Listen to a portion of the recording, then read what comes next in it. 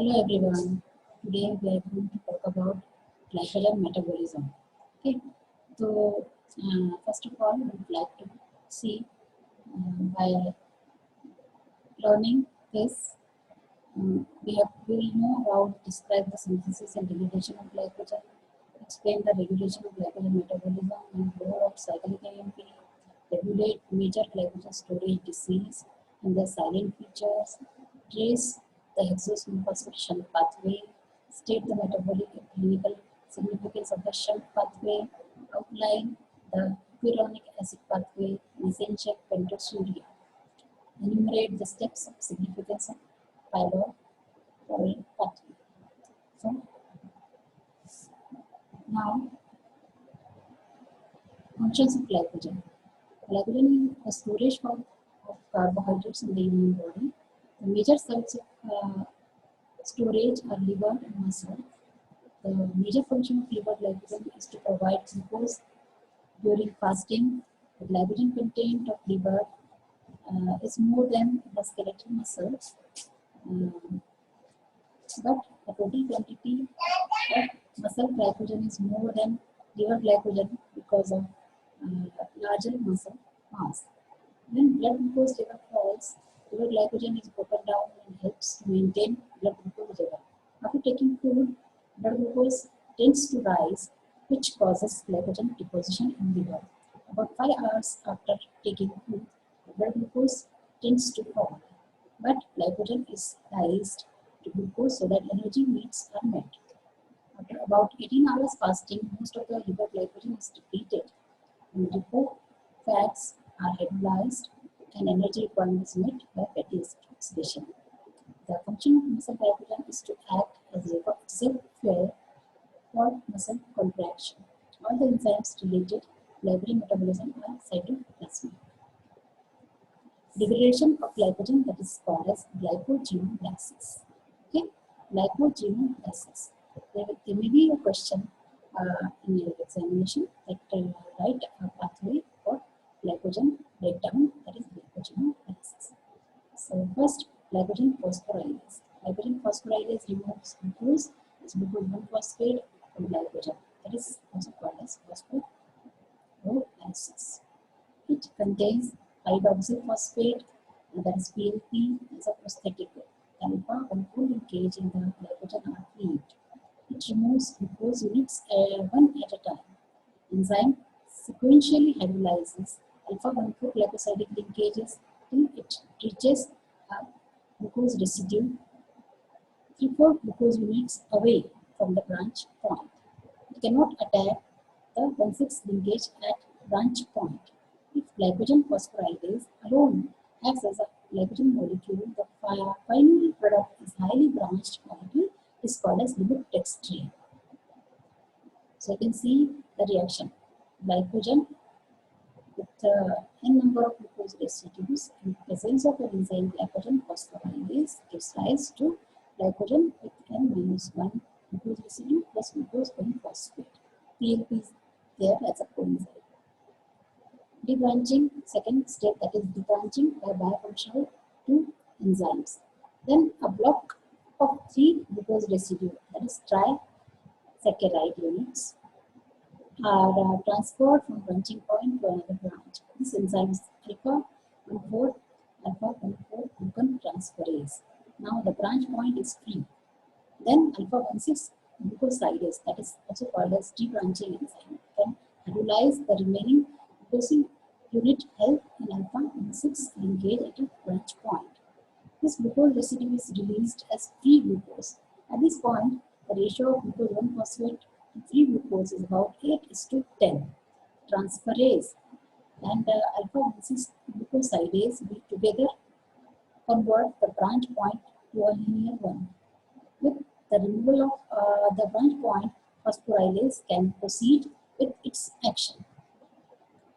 You can see the reactions having glycogen phosphorylase and debranching enzyme. And third, that is phosphoglucomutase. Phosphorylase reaction produces glucose 1-phosphate while debranching enzyme release glucose.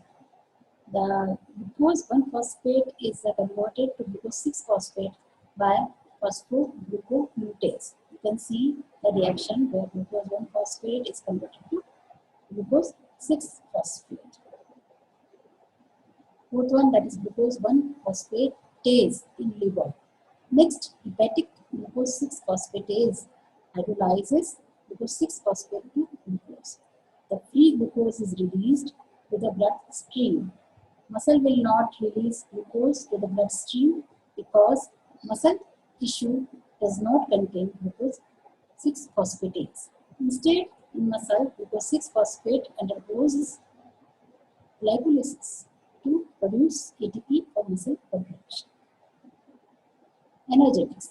In muscle, the energy yield from one glucose residue derived from glycogen is 3 ATP molecules because no ATP is required for initial phosphorylation of glucose. Step 1 of glycolysis. Glycolysis starts from free glucose, only 2 ATPs are produced. Glycogen synthesis. Now we come for the glycogen synthesis, that is also called as glycogenesis.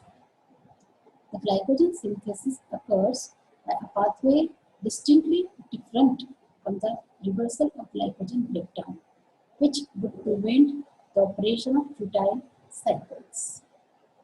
Activation of glucose. First of all, there occurs activation of glucose. UDP glucose is formed from glucose 1-phosphate and UTP, uridine triphosphate, by the enzyme UDP glucose pyrophosphorylase. Glucose 1-phosphate plus UTP in presence of an enzyme UDP glucose pyrophosphorylase gives UDP glucose plus PPI. Now glycogen synthase, another enzyme, which is called as glycogen synthase. The glucose moiety from UDP glucose is transferred to a glycogen primer, that is also called as glycogenine molecule. The primer is essential as the acceptor of glycosyl unit. The primer is a protein carbohydrate complex. It is dimeric protein having 2 identical monomers. An oligosaccharide chain of 7 glucose units is added to each monomer. In the next step, activated glucose units are sequentially added by the enzyme glycogen synthase. Glycogen primer in presence of is combined with UDP glucose in presence of glycogen synthase to give glycogen and plus 1. One glucose molecule is added and UDP is released. Glucose unit is added to the non-reducing end of the glycogen primer to form an alpha-1,4 glycosidic linkage and UDP is liberated. Now, branching enzyme. The glycogen synthase can add glucose units only in alpha-1,4 linkage. Okay, the glycogen synthase can add glucose units only in alpha-1,4 linkage. A branching enzyme is needed to create the alpha-1,6 linkages.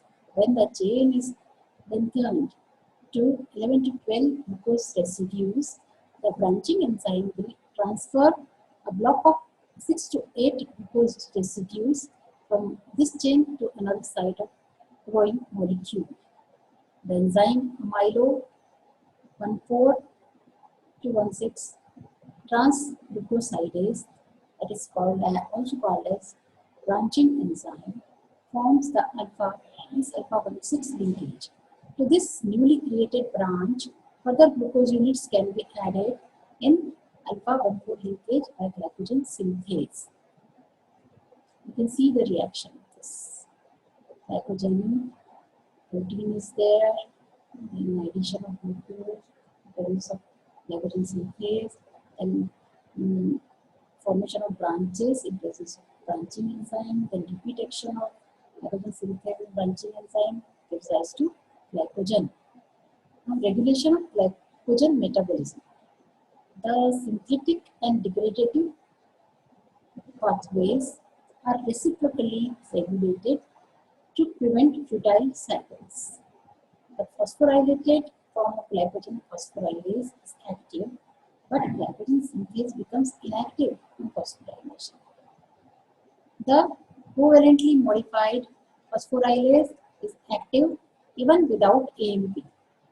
The covalent modification of glycogen phosphorylase synthase is by a cyclic AMP-mediated cascade. Specific protein kinases bring about phosphorylation and protein phosphatases cause dephosphorylation. Now, generation of cyclic AMP, that is also called CMAMP. Both liver and muscle phosphorylase are activated by a cyclic AMP-mediated activated cascade triggered by the hormonal signal. The hormones epinephrine and glucagon can activate liver glycogen phosphorylase, but glucagon has no effect on the muscle.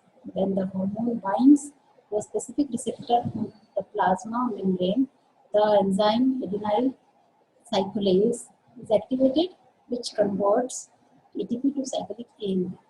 When level of cyclic AMP rises, it will activate a protein kinase. The protein kinase is inactive when the catalytic and regulatory subunits are associated with each other. Phosphorylase kinase activation. The active protein kinase converts the phosphorylase kinase to an inactive. The active protein kinase converts the phosphorylase kinase to an active phosphorylated form. Active phosphorylase kinase converts phosphorylase B to phosphorylase A. This you can see the cyclic AMP mediated activation cascade. Now glycogen phosphorylase in liver and muscles. Liver. The liver phosphorylase B is the inactive form. It becomes active on phosphorylation. Active enzyme is phosphorylase A, inhibited by ATP and glucose-6-phosphate. In muscles, skeletal muscle glycogen is degraded only when the demand of ATP is high. The regulation of glycogenolysis in skeletal muscle is by epinephrine. Glucagon has no effect on muscle glycogenolysis. AMP formed by degradation of ATP during muscle contraction is an allosteric activator of phosphorylase B. Glycogen synthase. Glycogen synthase and phosphorylase activities are reciprocally regulated. The same protein kinase which phosphorylated the phosphorylase kinase would also phosphorylate glycogen synthase. The activity of glycogen synthase is markedly decreased on phosphorylation. Insulin promotes glycogen synthesis by favoring phosphorylation. The reciprocal regulation of glycogenolysis and glycogenesis is by covalent modification, phosphorylation and dephosphorylation. Insulin and glucagon are the major regulatory hormones, although epinephrine has stimulatory effect on glycogenolysis in both liver and muscles. Now this is a picture which is showing reciprocal regulation of glycogenolysis and glycogen synthesis by cyclic AMP. Now in this picture, you can see about the effect of hormones on glycogen, effect of epinephrine, effect of insulin. Now these are the regulators of glycogen metabolism. The effectors, ATP, effect of ATP, effect of AMP, effect of glucose-6-phosphate, calcium bonds. Now summary of regulation. The key enzyme for glycogenolysis is phosphorylase, which is activated by glucagon and adrenaline under the stimulus of hypoglycemia. The key enzyme for glycogen synthesis is glycogen synthase, the activity of which is decreased by adrenaline but is enhanced by insulin under the stimulus of hyperglycemia. Glycogen metabolism is regulated by coordinated regulation of glycogen synthase and glycogen phosphorylase. The regulatory mechanisms include allosteric control as well as hormonal control by covalent modification of enzymes. The allosteric effectors are ATP, glucose 6-phosphate, and AMP. Now, something just you have to know about glycogen storage diseases. Glycogen storage disease type 1, it is also called as von Wieruch's disease. Most common type of glycogen storage disease is type 1. Incidence is 1 in lakh live births. Glucose 6-phosphatase is deficient, fasting, hypoglycemia that does not respond to stimulus by adrenaline. The glucose cannot be released from liver during overnight fasting. Hyperlipidemia, lactic acidosis, and ketosis. Glucose 6-phosphate is accumulated, so it is channeled to HMP shunt pathway, producing more ribose and more nucleotides. Purine are then catabolized to uric acid, leading to hyperuricemia. Glycogen gets deposited in liver. Massive liver enlargement may lead to cirrhosis. Children usually die in early childhood. Treatment is to give small quantity of food as frequent intervals. These are the type, name, enzyme, and clinical features of glycogen storage diseases. Von Wieruch's disease, Om's disease, glycogenesis, that is Cory's disease, amylopectinosis, Anderson's disease, McArdle's disease, Horst's disease, Price disease. Okay, so these are the clinical features and these are the enzymes which are affected by in particular glycogen storage disease. Types 8, 9, and 10 are due to deficiencies of phosphorylase kinase of liver, muscle, and protein kinase A deficiency respectively. Mild hypoglycemia, exercise intolerance, and hepatomegaly are seen. They have better prognosis. Now, here we are going to discuss about hexose monophosphate shunt. It is a pathway which is also called shunt pathway, pentose phosphate pathway, direct oxidative pathway, or phosphogluconate oxidative pathway. About 10% of glucose molecules per day are entering in this pathway. The liver and RBC metabolize about 30% of glucose by this pathway. The major purpose of this pathway is generation of NADPH and pentose phosphatase.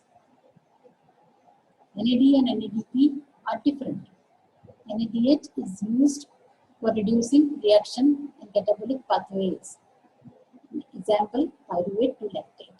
NADH enters the electron transport chain and ATP is generated.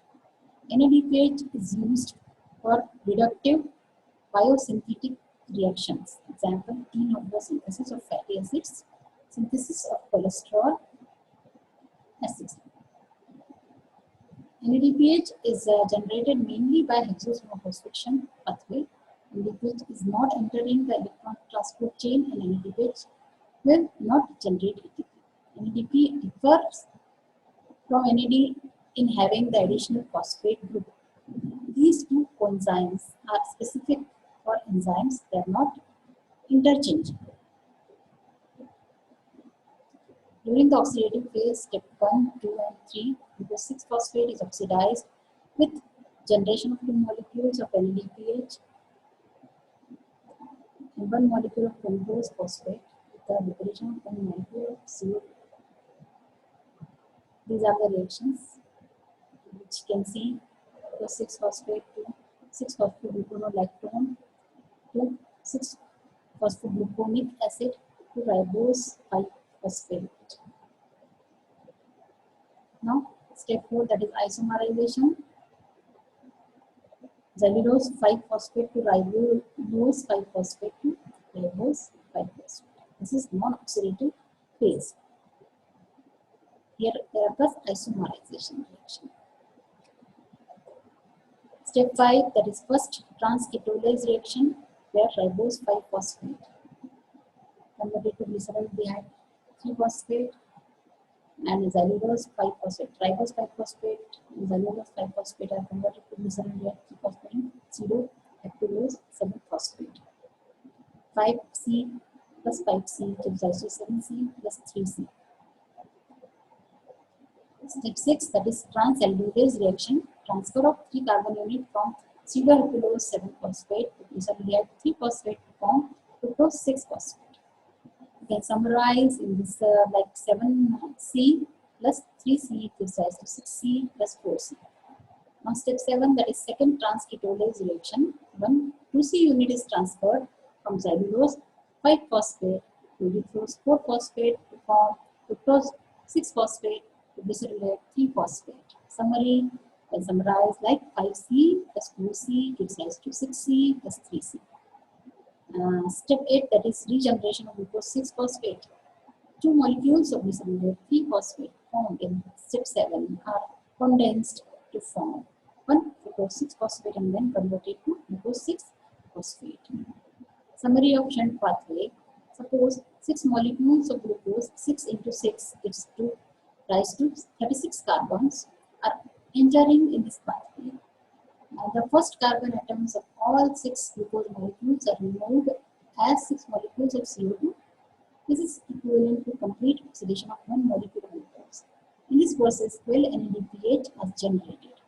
The remaining 6 molecules of 5 carbon pentoses 6 into 5 gives to 30C are interchanged in such a way that 5 molecules of glucose, this 5 into 6 is equals to 3C, are regenerated. So this is the flow chart which you can see. Hexose monophosphate shunt. Now regulation of HMP shunt pathway. Pathway is mainly regulated by level of NADP plus. The first reaction catalyzed by GPD is the rate limiting step and it is inhibited by NADPH. The oxidative phase is therefore controlled by level of NADP and non-oxidative phase by requirement of glycogenesis. Insulin will induce GPD, that is glucose, and therefore will increase the overall pathway.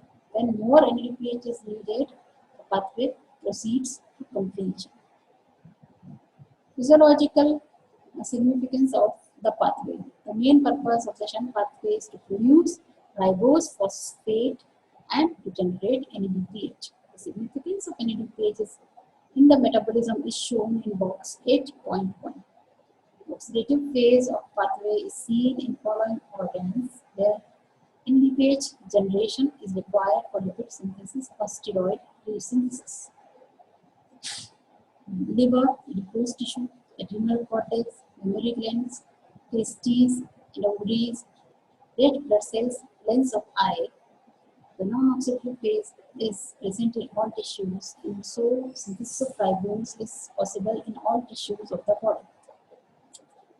Significance of hexose monophosphate shunt. To produce NADPH, which is required for reductive biosynthesis of fatty acids, cholesterol, and steroid hormones, free radical scavenging, maintain RBC membrane integrity by keeping GSH as in reduced state, prevention of methamoglobin formation, detoxification of hydroxylation, maintain the transparency of lens, bactericidal activity of macrophages. Second one, to produce ribose and deoxyribose for DNA and RNA synthesis. Third one, clinical importance of the shunt pathway, that is glucose 6-phosphate dehydrogenase deficiency, drug-induced hemolytic anemia, methemoglobinemia, thymine deficiency leads to reduced transketolase activity. You can see the free radical scavenging enzymes, GSH, glutathione. You can see it in this picture.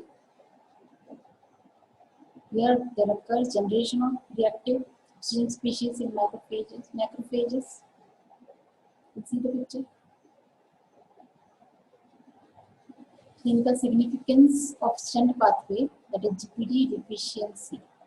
The enzyme glucose 6-phosphate dehydrogenase may be deficient in some persons. It is the most common enzyme deficiency seen in clinical practice. The defect is transmitted as an X-linked recessive trait. Deficiency will lead to drug-induced hemolytic anemia. The deficiency is manifested only when exposed to certain drugs or toxins. Example, intake of anti-malarial drugs like primaquine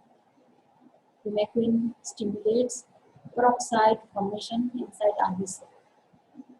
In GPD deficient cell, the level of NADPH is low, hence further production of peroxides will lead to cell lysis. Similarly, ingestion of toxic glycosides present in beans may have similar effect. Favism. Sulfur drugs and furan, dentine may also precipitate the hemolysis. This will lead to jaundice and severe anemia.